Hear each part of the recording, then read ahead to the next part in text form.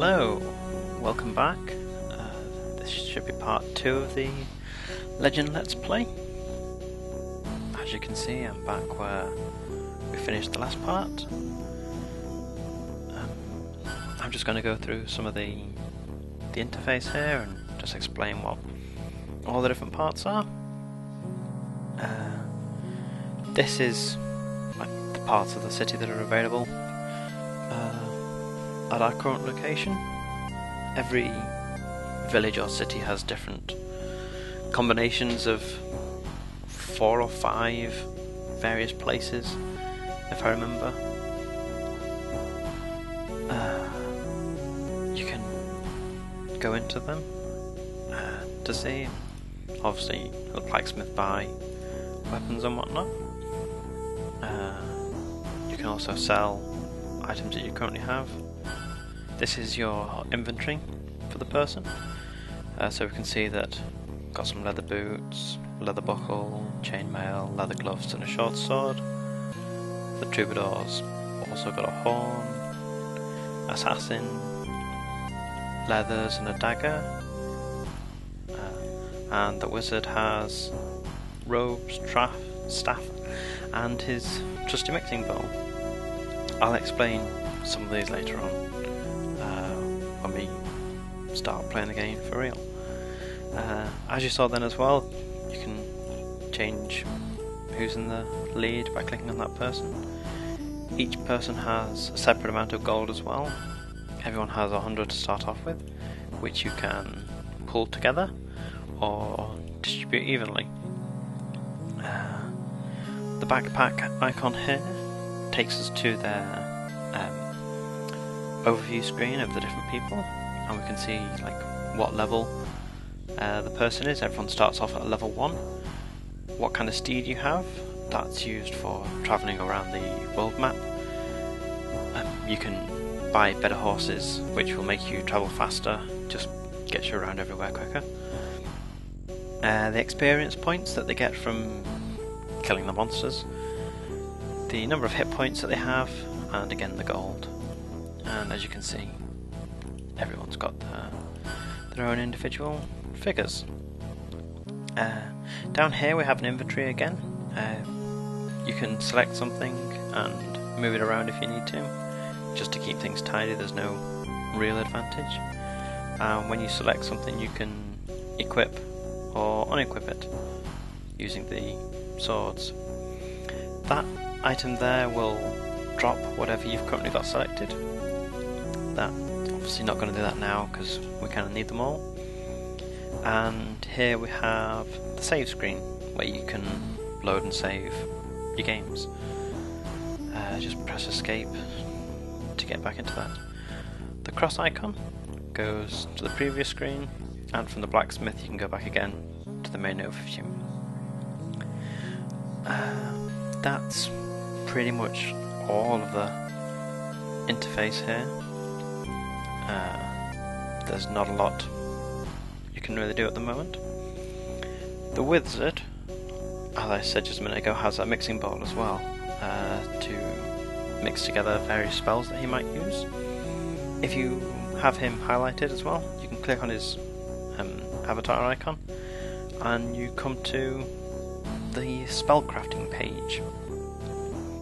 This allows you to mix various spells that he has. Up at the top here you have I forget what the official term is, but they're basically direction runes. Missile obviously works just like you'd expect a missile to. It fires it out into a certain position. You also start off with a damage rune and a healing rune.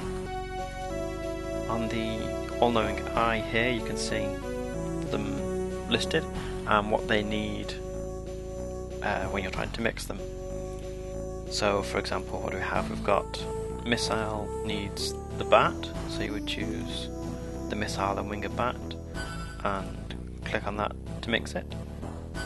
And then damage would be that and brimstone. Mix that together, and then you can complete the spell by mixing it all together. and you now have a missile damage spell. You can add multiple damages, so you could do missile damage, and that would do roughly twice the damage of the normal one, and you could keep doing that as long as you like, really. You can also do special combination ones, like you could do missile damage, which would fire the damage to a square on the screen and then fire another one from that location onwards. I'm not going to get too complex at the moment, mainly because there's no need to. Down here we have some helpful icons. You can click on the scroll to see what the actual spell is and what ingredients it needs. So if you're running short, you can see, oh well, that spell needs some Wing of Bat and Brimstone. This second icon, the mixing bowl, will simply create another spell of the one you've currently got selected, just to save you having to fill them all up with one missile damage. And then the last skull just deletes it. If you run out of them, that will go black, so you can tell it's safe to delete.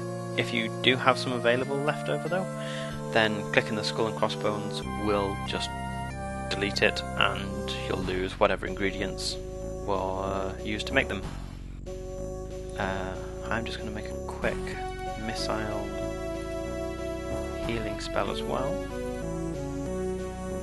Mix that together. You can select a spell and then select another one, and it will switch the location of it, so you can position them however you like. That's all I really wanted to show with that there. It just lets you, say, keep your healing spells in one location and you damage in another, so you don't accidentally click the wrong one. If you start mixing an incorrect spell as well, say you did missile damage healing, then you realise, hang on a minute, that's silly, I'm basically trying to kill them and then heal them back again. You can click that, which will just tip out whatever was in the bowl at the time. And that's it for the Wizard's mixing bowl.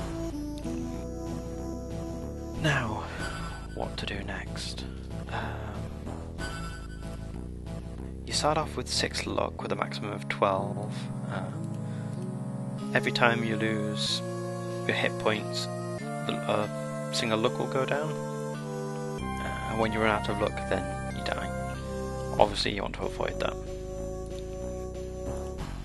It's very unlikely there's going to be anything that's worth buying at the moment. Oh dear, that was a mistake. I've just bought a leather buckle and some gloves without any need for them. I'm just going to sell those back to him. We lost 1 gold there, that's not so bad. I was hoping to click on it to see the rest of it. I guess they make sense then. So yeah, there's nothing there for us. In the tavern you can talk with a barkeep. The secrets are usually just nonsense.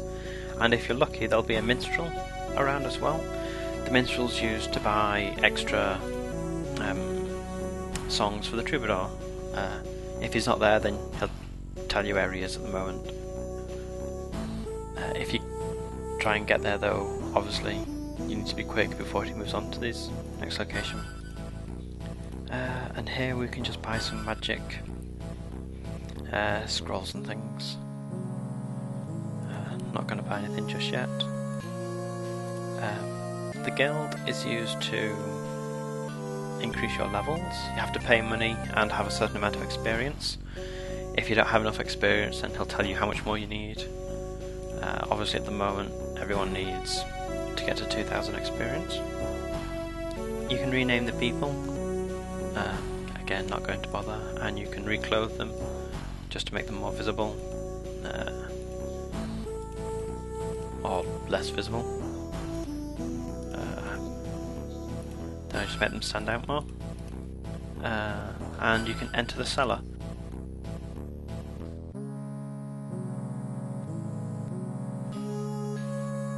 The cellar is actually the first location that you need to complete,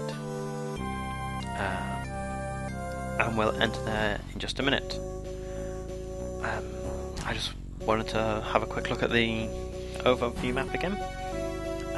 We have some main points of interest. We've got the Fag Rank, Dark Tower, obviously the King there. The Ancient lives in this little cave here. Start heading off over there. We've got Moonhenge over there as well. And then we have 4 like locations where the good armies will appear from, which I'll just show again in a second. The Ancient, like I said, buys runes for the wizard, tells you what it does and how much it'll cost. 500 for the forward. Surround. These are all the, like I was saying, the effect ones, like whereabouts it will actually, where the spell will work. And then we have a list of all the other ones that the magician can use. He can also identify arcane items, so if you have like a scroll and you're not sure what it does, you can come here, select it, and he'll tell you what its magic powers are. Obviously normal items don't have any kind of special effect. Yeah, like I was saying, sorry, there are 4 towers. There's 1, 2, 3, 4. Each of them cover a certain area. I'm not exactly sure if it's hard to find or not. And throughout the day we'll get more people, more of the good guys appearing to reinforce the villages for nighttime when the wandering monsters appear.